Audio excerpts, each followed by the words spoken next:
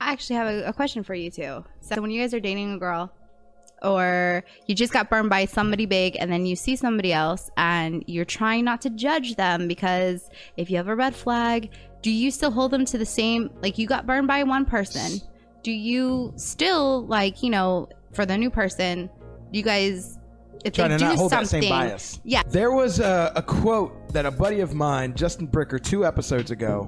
Everybody go check out episode 25 with Justin Bricker. When I brought that up, Justin had to sing, and I'm going to bring this up to you because I think this is what you're talking about. Well, I think this applies to the whole bias before you get into a relationship. He called it paralysis through analysis.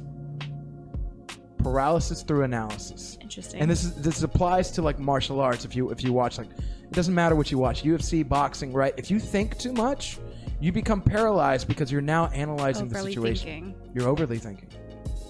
This happens in relationships. You can now paralyze yourself because you start overthinking. You're like, wait, this person's too nice. Wait, this person's too much of this. Wait, this person reminds me of this other thing. Whoa, this whole thing.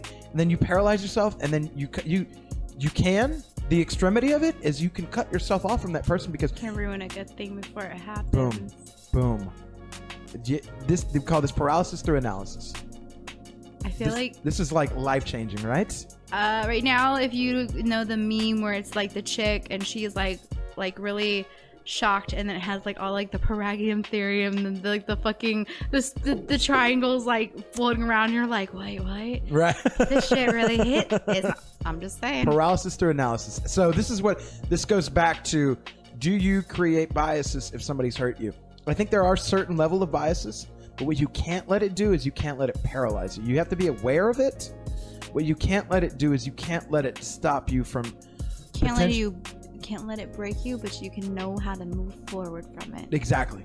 You just figured this out. It's easier said than done. But the fact that we're talking about this, we're having a therapy session. It's stuck in my head. Yeah. Now I am aware of it. Now I'm gonna listen to it. So now when you say it out loud, it becomes more real because it's no longer in your head, right? Like now you're thinking through the problem. This is why we have mics, and this is why we talk as goddamn adults.